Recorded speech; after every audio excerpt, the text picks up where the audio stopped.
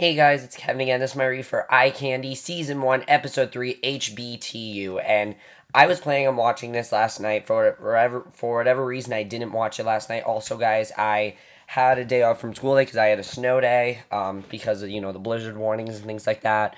But it really was nothing. The blizzard was nothing. But finally I got to watch it, and I'm so happy I did because this was by far the best episode of the season. I absolutely love this episode. We're starting to get answers. We're starting to get more suspicious about certain characters, especially one character in this episode. Definitely one character in this episode. It completely raised my suspicions about them. I didn't think about it before, and now I think that they could possibly even be the killer because of what we find out in this episode. But overall, guys, I really enjoyed this episode. Again, best episode of the season, and let's just get into it. So we start off with Lindy and Tommy hanging over to Reese's apartment because, of course, they got that video of Reese being tortured. And they arrive...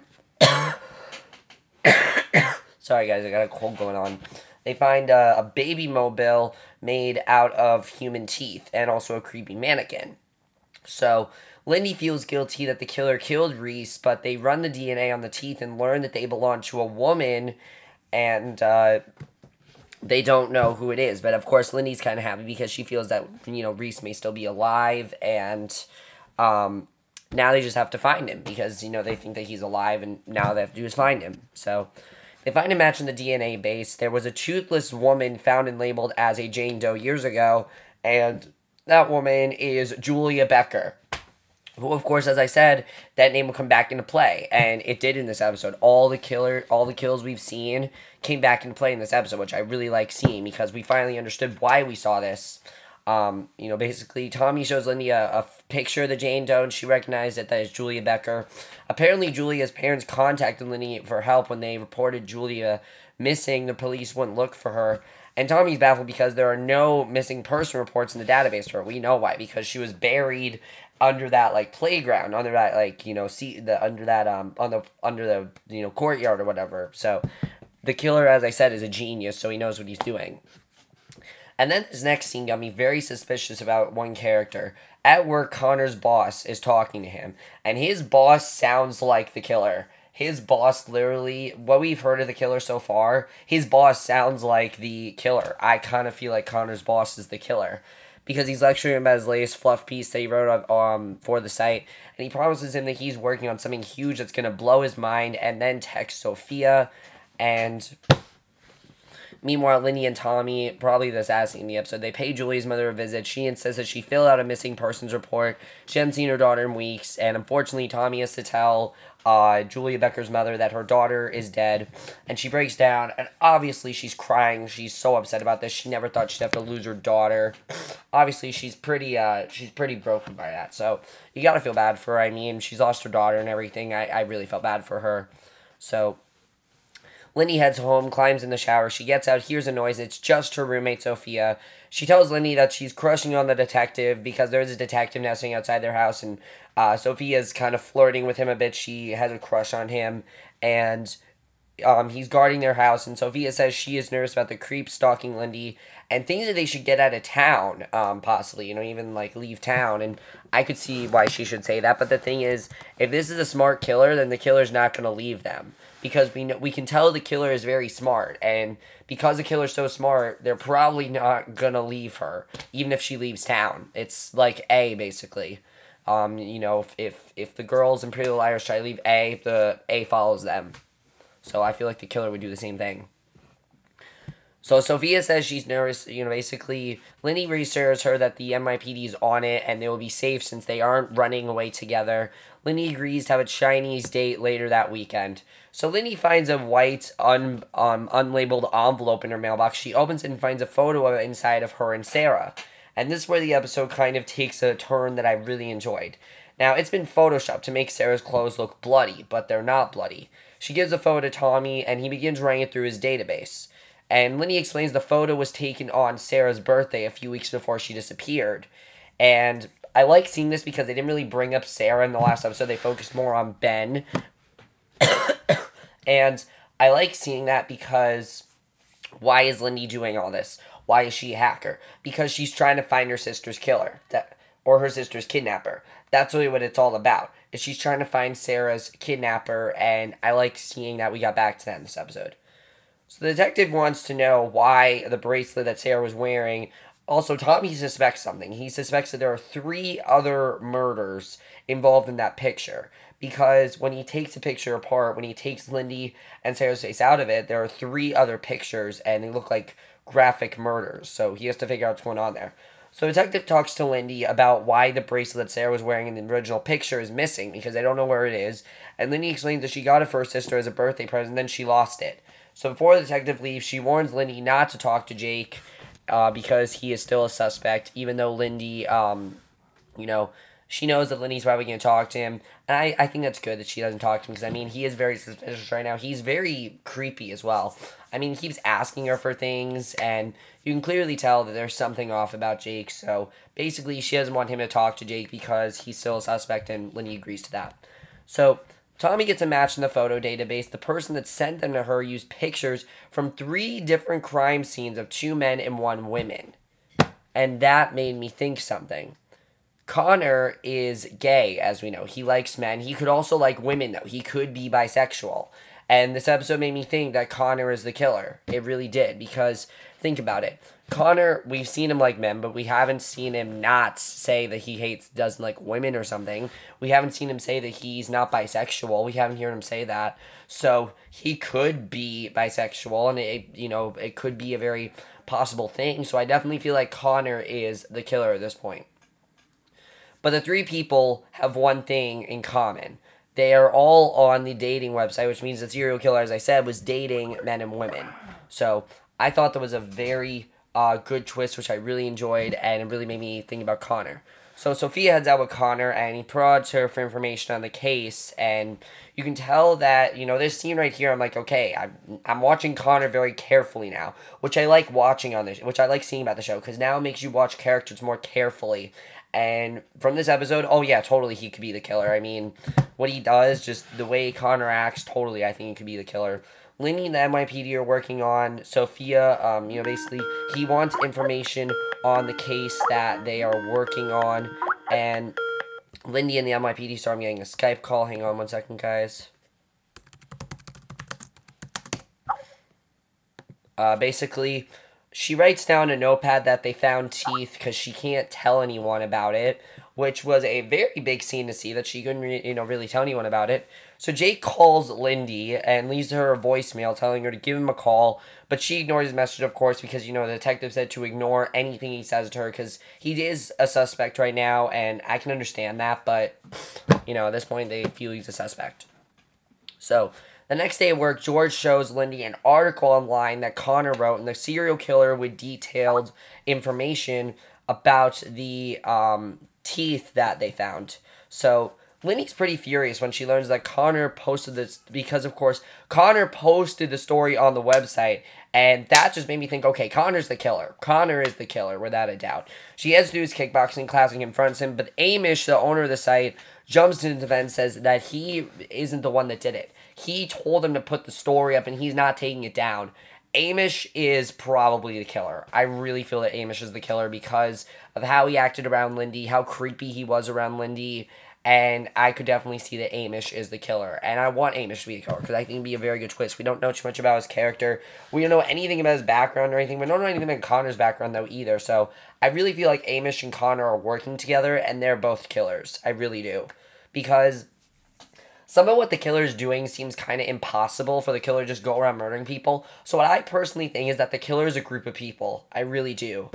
So Lindy heads back to work. George says that they should crash Amish's site, but Lindy points out that it's pointless because the post has already gone viral. And George looks at the picture that the killer sent to Lindy, and they realize that the background is static like Reese's TV in his apartment.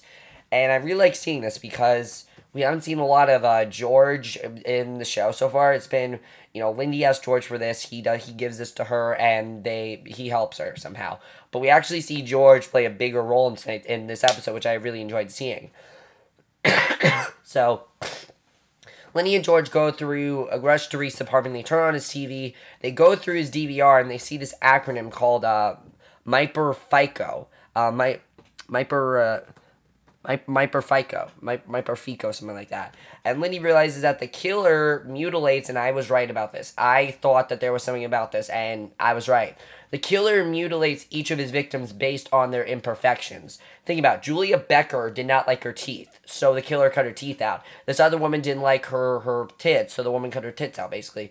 This other man didn't like his eye, had color contacts in his eyes, so the killer cut his eyes out. He wants perfection, and he meets people on the dating site. He was upset they hid their flaws from him, like their crooked teeth and skin blemishes. So he wants perfection, and even though there's no such thing as perfection, that's what the killer wants, which really makes me more interested in the story, because I think that's very interesting that they have that hidden message there of really there is no such thing as perfection, which I like seeing. I mean, when a show can give you a good message and also be a creepy show, because this show is creepy. It is genuinely creeped me out quite a few times.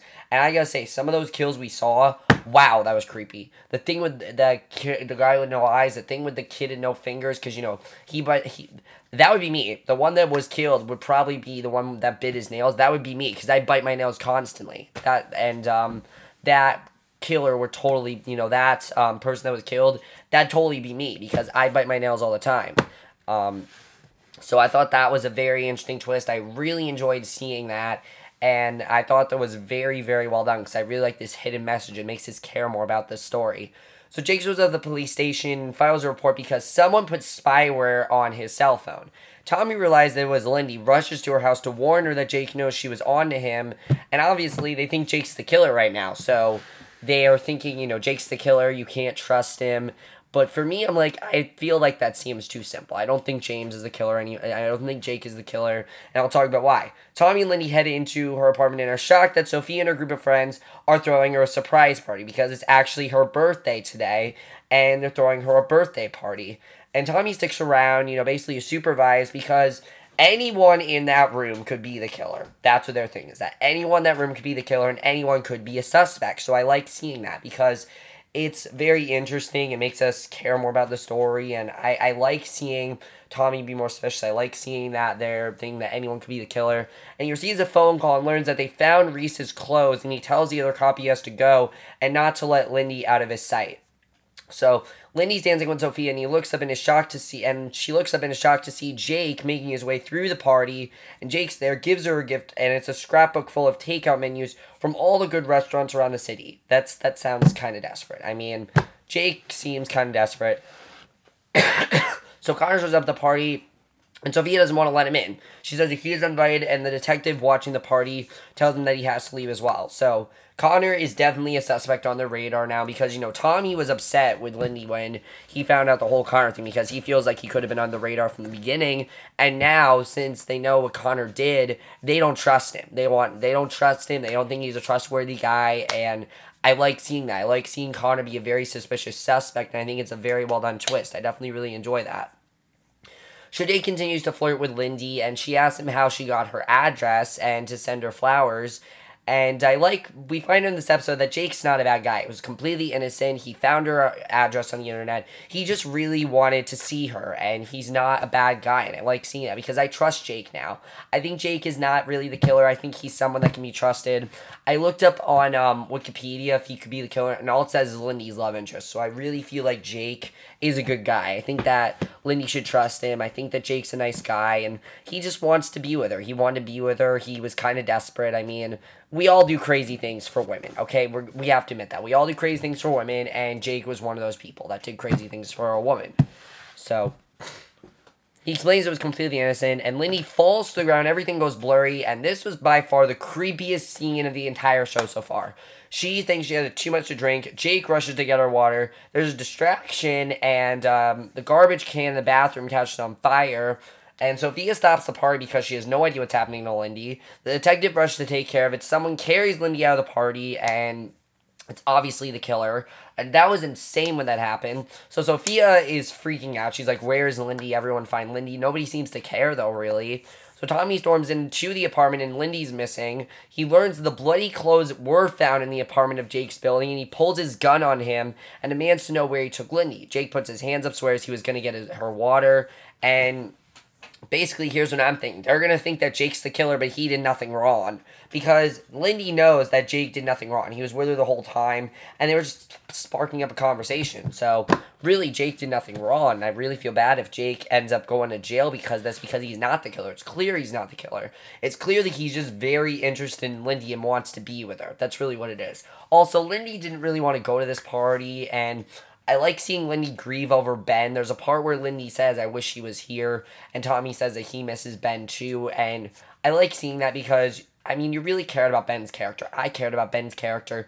I know some people said that they thought he was going to die from the beginning, but I cared about his character. I thought his character was well done, and I liked his character overall. So, Lindy wakes up in an old abandoned building and sees Reese chained to the chair with his throat slit. Someone dressed in black runs off. He drops a silver gift box as he dies, and that was just insane. So Reese was killed. He has been killed now, and even though they didn't think he was dead, he's now been killed. And Lindy's rescued by Tommy, and she's kind of wondering why. Because the killer wants perfection, but she is anything but perfect. But what the killer doesn't realize is that the killer, it's not an external thing, it's an internal thing. It's what he sees on the outside. It's what he doesn't like about the people. You know, if he doesn't like the way their teeth look or if they bite their nails or something like that. He doesn't care about their personalities. Personality-wise, oh no, Lindy is definitely not perfect. Lindy's been in trouble with the law.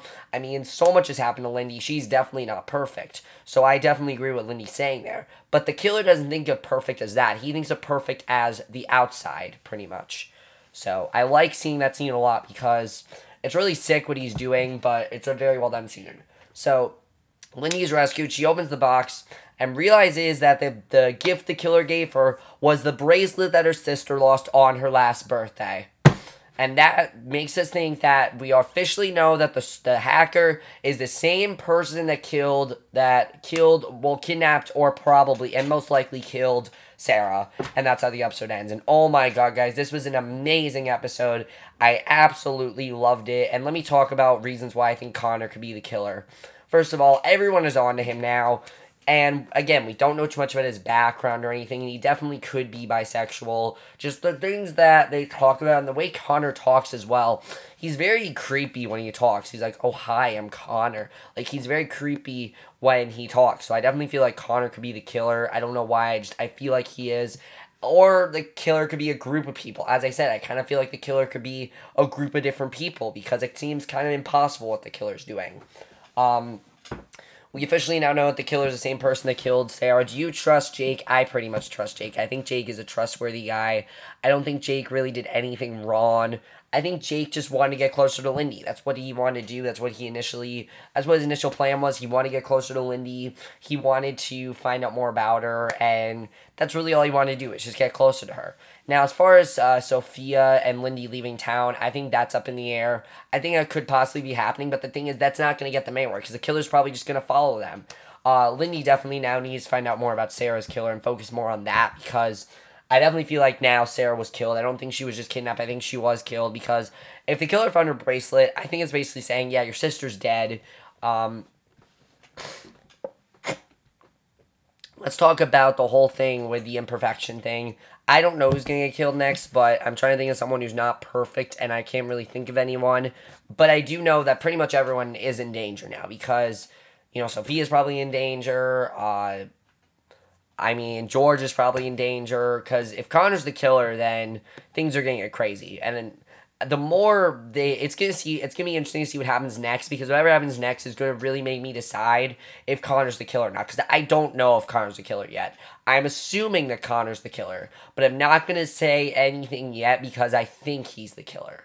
But I'm not gonna say, oh, I definitely feel Connor's the killer, because I'm not sure if he's the killer or not. But that's in my review. Hope you guys enjoyed it. Let me know what you guys saw this episode. Overall, guys, I thought this was by far the best episode of the season. I'm really loving the show. I think the show is very good. I think last week's episode was a little bit slow and kind of dumb, but this episode I loved. I thought was amazing, and I love the message of, like, the imperfection thing. I think that's really cool.